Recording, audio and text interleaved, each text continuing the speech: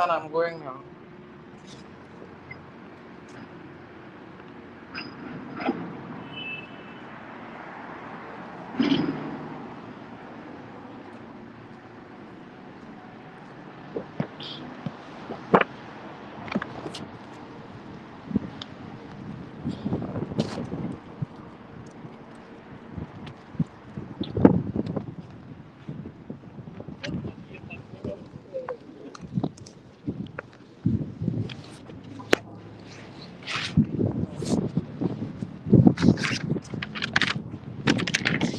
Good afternoon, members of the media, and to the Canadian public. My name is Nicholas Marcus Thompson. I am the Chief Executive Officer of the Black Class Action Secretariat, which is a non-profit organization that is leading the work to combat systemic discrimination within our public institutions. It is also supporting the landmark $2.5 billion class action against the federal government of Canada for systemic discrimination within our federal public services. In July, we brought to the Canadian public a report commissioned by the Privy Council Office highlighting widespread discrimination within that institution, which is the head of Canada's federal public service, the Secretary to the Cabinet, as well as to the Prime Minister of Canada. Today, we are bringing to you another report that was released just on Monday. And this report, titled A Study on the Black Executive Community in the Federal Public Service. The report is damning. It speaks of threats, abuse, cruelty, subjugation, insubordination, and intimidation that for many has led to suicidal ideation within the federal public service at the highest levels of our country's governance system. These are some of the words used by Dr. Rachel Zellars, a prominent professor at the University of St. Mary. She outlines in her report the experience of Black leaders in the federal public service. So not only do regular employees in the federal public service face rampant discrimination, and on the heels of trying to advance in your career, when Black employees finally get to the leadership level, to the executive level of the public service, the discrimination that they face is even worse. And because of their position, they're forced into silence, and they're forced into not having any redress because of the career, because it amounts to essentially career suicide. The report was commissioned by the Black Executive Network, which is an employee network within the federal government housed at Innovation, Science and Economic Development Canada. The peer-reviewed study was conducted over 2 years and funded by the Government of Canada. It is the first of its kind, and its findings are alarming to say the least. Along with a pattern of harassment and unfounded complaints that are filed against Black leaders, the report also details disturbing accounts of psychological distress, with some individuals reporting suicidal ideation and even attempts due to the toxic workspace. In her 76-page report, Dr. Zellars exposes systemic anti-Black discrimination within the leadership of the public service that even those who've reached those positions are not immune to. And I'm going to read some quotes from the report. Quote, "My boss told me he was going to destroy me." Another was told that, quote, "he would never be promoted and would never be an executive." One public service worker had the police called on her. Yes, the police was called on a federal public service employee for, quote, stolen government laptop after she had just moved to another team in another division. Another had a colleague throw something at her in anger. Both men and women reported being called the N-word at some point in their career, with one executive sharing how a white colleague raised a chair at them and threatened to beat, I want to get this correct, and threatened to, quote, beat the N-word out of them in front of others. No one said a word or even intervened. The report highlights that 62% of Black leaders reporting direct workplace harassment or intimidation or the threat of reputational harm from supervisors or senior leaders.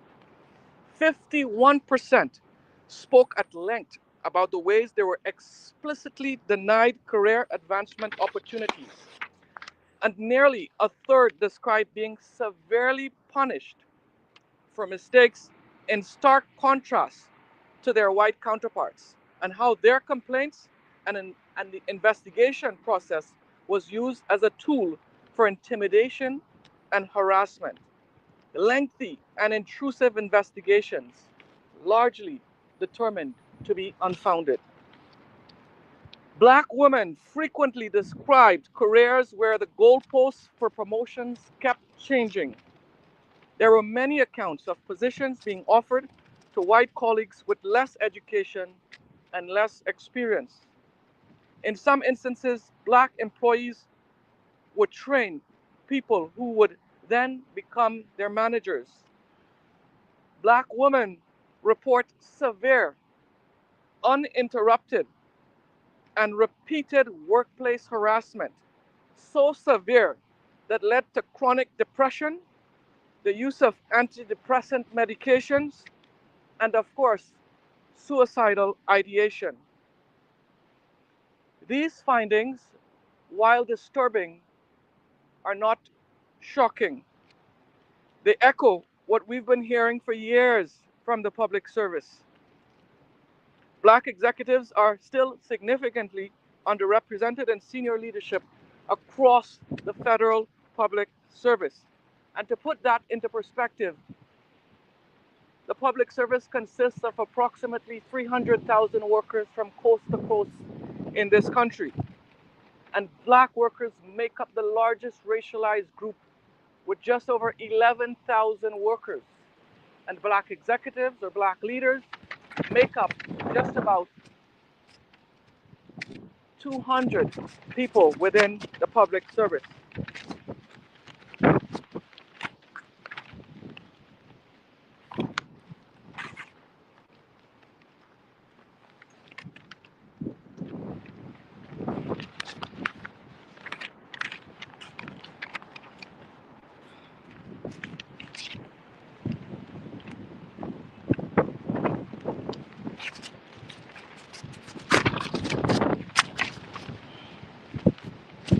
The wind is giving us, is competing for our time. But in short, the report evidences the stark reality that Black workers face. Pushed to the brink of suicide, it documents the significant harm that Black people face while trying to advance their careers in the public service. And it is in stark contrast to the government's own call to action to appoint and to promote Black leaders to the leadership of our public service. It is in stark contrast to the government's Black Action Plan, which seeks to address these issues, which purports to address racism and discrimination within our federal public service. So today, we are informing the Canadian public that we have filed a motion in the Federal Court of Canada to adduce Dr. Zellars' new report before the court. We're seeking for the government and the court to recognize the harm that this report clearly outlines. We also want to share that Dr. Zellars' previous report on widespread discrimination at the Privy Council office has been submitted to the court for evidence in the Black Class Action lawsuit, which seeks to redress discrimination across the federal public service.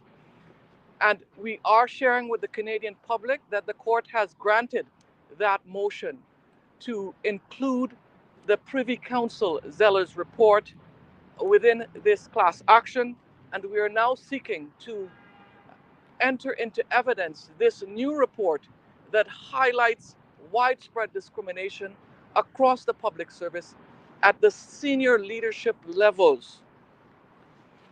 In her many recommendations, Dr. Zellars calls on the government to implement a Black Equity Commission to police the federal public service, which has clearly been unable to address systemic anti-Black discrimination.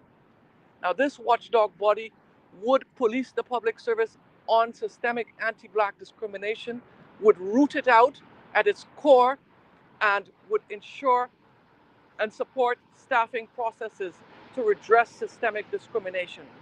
It would account to the Parliament of Canada and would have similar powers as the Auditor General.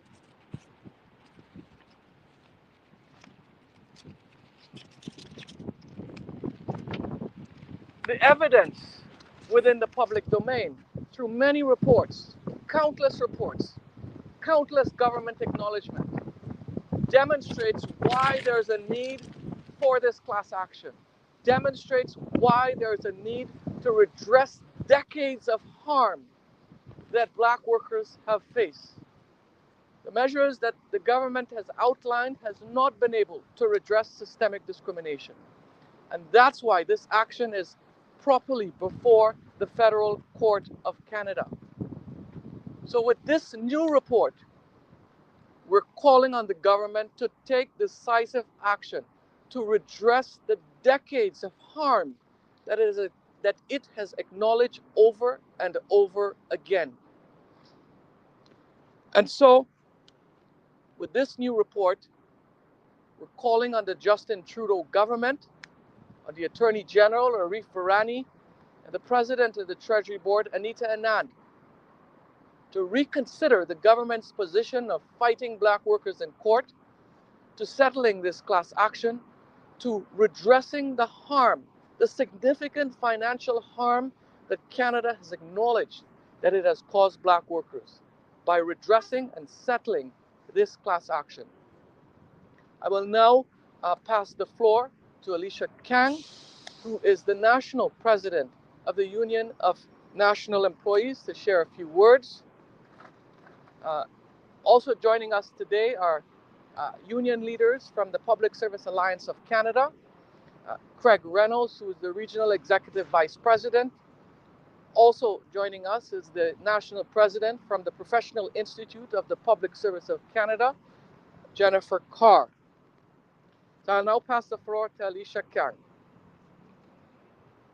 Merci. Bon après-midi tout le monde. J'ai lu le rapport plus tôt cette journée.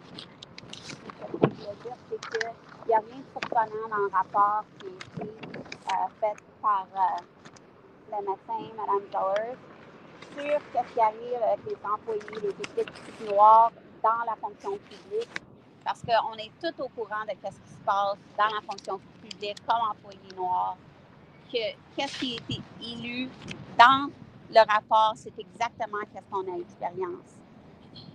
Moi-même, quand j'étais un superviseur à l'intérieur du gouvernement du Canada, j'ai eu beaucoup des mêmes expériences que le monde qui ont eu dans le rapport qu'on a eu aujourd'hui. Qu'est-ce que je vous dis, c'est que le rapport est important à l'avancement aujourd'hui en cours des expériences des Noirs dans la fonction publique, et c'est important qu'on avance avec un nouveau Canada. Parce qu'on ne veut pas se battre contre le Canada, on essaie de sauver le Canada. On veut avoir un Canada qui est le Canada qu'on pensait qu'on avait avant qu'on a rentré à l'intérieur de du service public. Fait que c'est pour ça qu'on est ici aujourd'hui. Puis on veut changer le Canada d'une façon qui va améliorer pour tout le monde, surtout les Noirs dans la fonction publique. So today, I can clearly tell you that many of the experiences that are in this report are experiences I myself experienced as a supervisor inside of the government. And none of us here are surprised about the content of this report today because most of us have lived the report. The report just finally puts in black and white the real experiences that we've had in this government. And I want to be very clear, not just to the courts, but to Canadians, that we are fighting for Canada to be the Canada that we believed Canada was before we entered the public service. The, rainbows and, unicorn Canada that was all inclusive, had, multiculturalism. Those are the things we believed when we joined the public service to serve our fellow Canadians. And when we got there, what we were then subjected to told us that this is not the country we were lied to and told and painted, but we are going to fight for that Canada. We're going to make sure we become that Canada.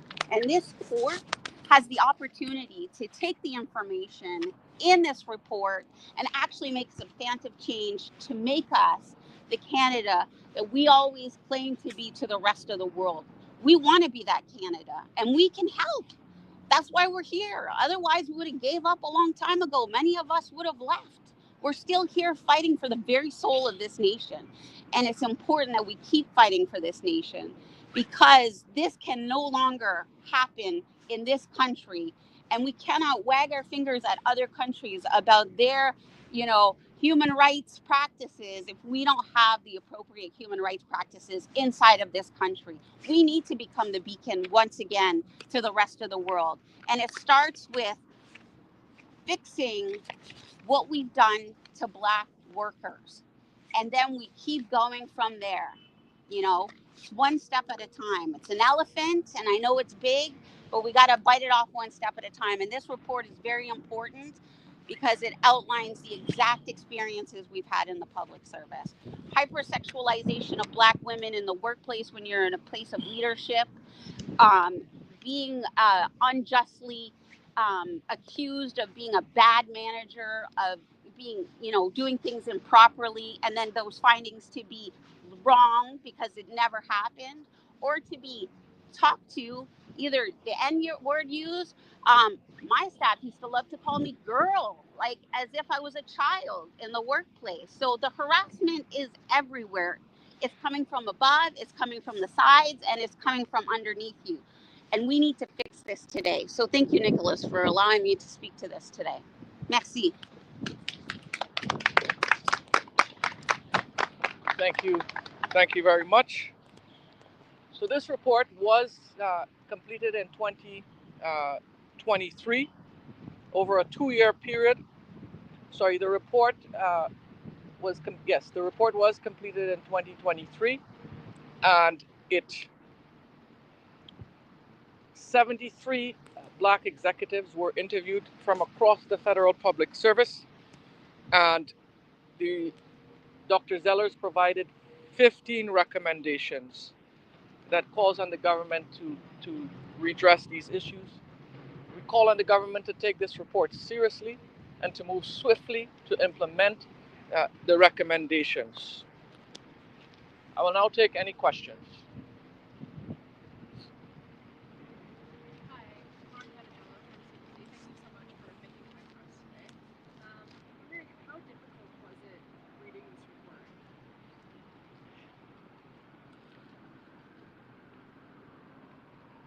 Reading this report was painful. It speaks to a story of many Black workers. The challenge with it was that this report was perhaps one of the only forums for Black workers to speak about their experiences. At that high level of government, there's silence. Because if you file a complaint against your boss, who is probably the deputy minister or at such high level, your career is done. And the experiences in this report are widespread. And imagine if that is at the highest level, at the executive level, that you can't even do your job, that if as a black leader you give instructions to your team and they're not following it because they don't respect you. The report was, and it's still painful. I came to tears at points reading the report, hearing the stories of so many women who could be my mother, who could be my grandmother, hearing you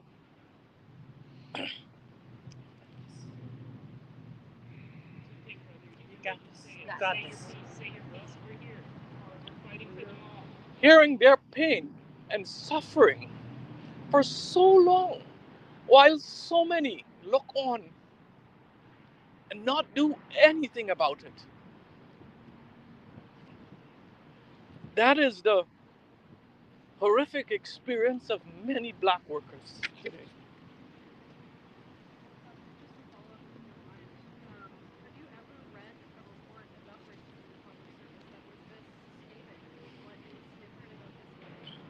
What is really different about this report, as Dr. Zellars outlined, since 2019, she's interviewed over 1,000 black employees.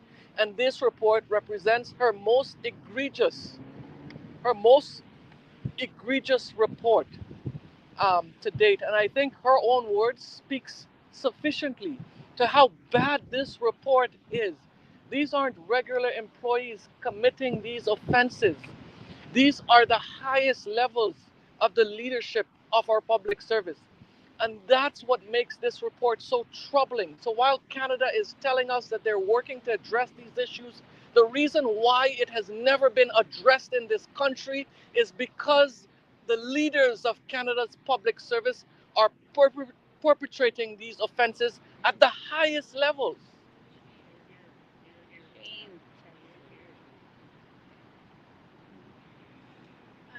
This actually kind of touches on what you just said last. So I was able to get a statement from the Treasury Board of Canada, and in part that statement does read much of what has been said in court, that there are different avenues that the plaintiffs can take in order to, essentially grieve this issue. But they also say that they've announced different work, including their first ever restorative engagement program, as well as the action plan for Black public service. That and tell us a little bit about what you think about what they're saying. Firstly, the big challenge in what the Government of Canada's response is, the Government of Canada is saying that workers can turn to the grievance system. Workers can turn to the Canadian Human Rights Commission. And in addition to that, the Government of Canada is saying that we're doing all of these measures to redress it. The problem is that white racist leaders are in charge of implementing these solutions, and the black workers are largely in the lower entry positions in the consultation phases of this work. So none of it is getting advanced, and it's purely performative because nothing is changing. Canada talks about the grievance system. How has the grievance system addressed systemic discrimination in decades? Well, the answer is it's why we're here, because the grievance system is unable to address systemic anti-black discrimination. Canada says that workers should turn to the Canadian Human Rights Commission, the very body that Canada determined was discriminating against black workers, was discriminating against racial workers, was rejecting race-based complaints at a disproportionate level. So how, on God's green earth, how could Canada expect workers to turn to the bodies that's harming them for redress? It's a shame. It's a shame that the Attorney General wants workers to go to the very body that he said it was disappointing that they were discriminating against black and racialized workers. How could Canada want workers to turn to the systems that fail them and say that that is an effective remedy, an effective mechanism to, to get redress? These systems are entrenched with systemic anti-black discrimination. And, and that is what the government is not expecting. The government is calling on the same leaders who discriminated against black workers to now come up with the solutions and to implement those solutions without black people being at the top leading this work across the board. And that is fundamentally wrong with the government of Canada's approach.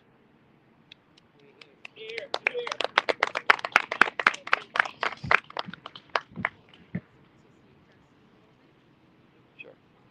I'm now going to invite Bernadette Becci to speak about the discriminatory practices at the Canadian Human Rights Commission, because the government continues to say that workers have redress at their institutions.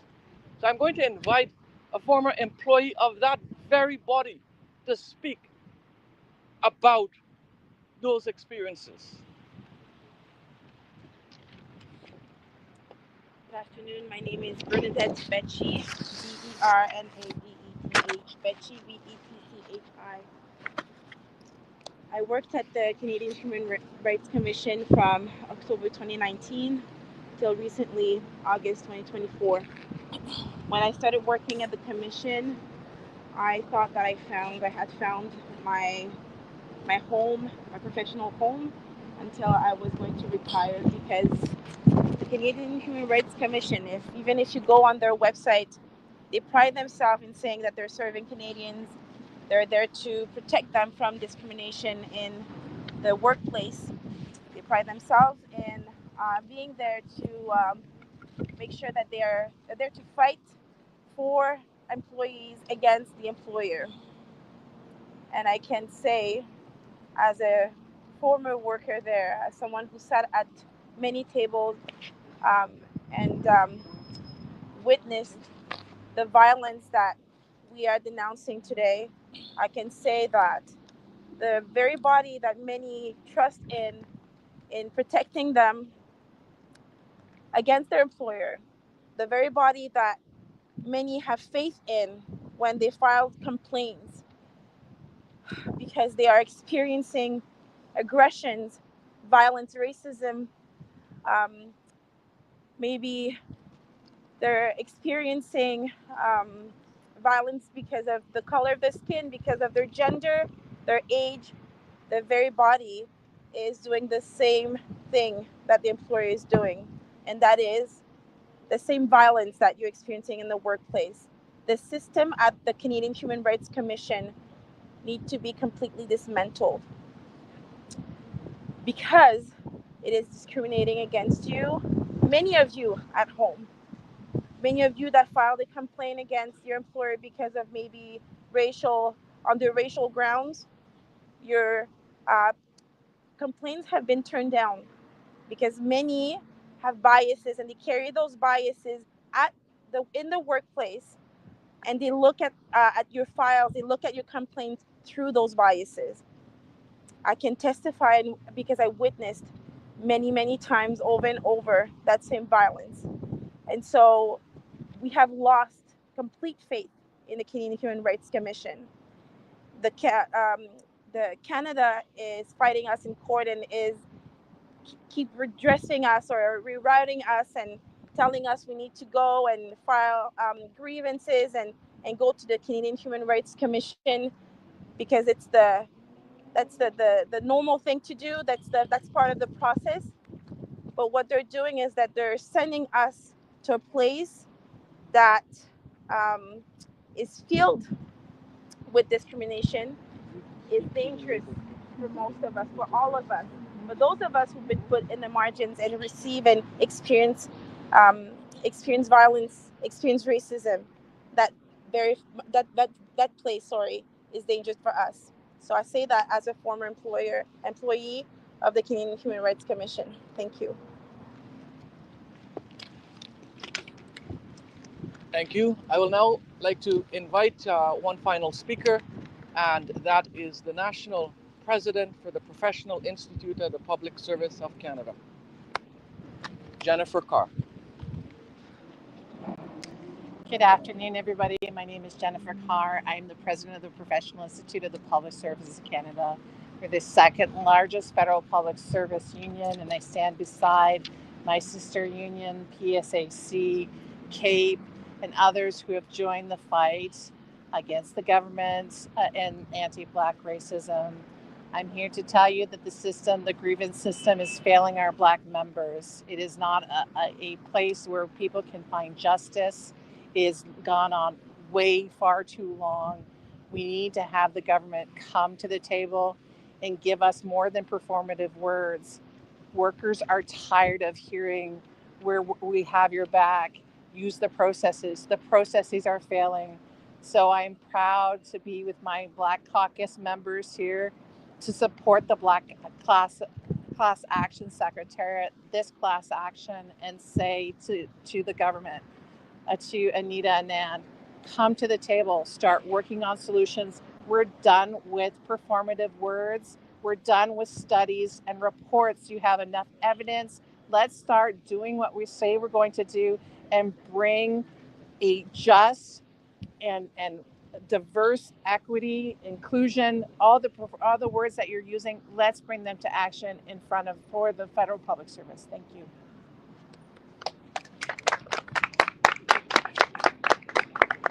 Thank you very much. That concludes our press conference.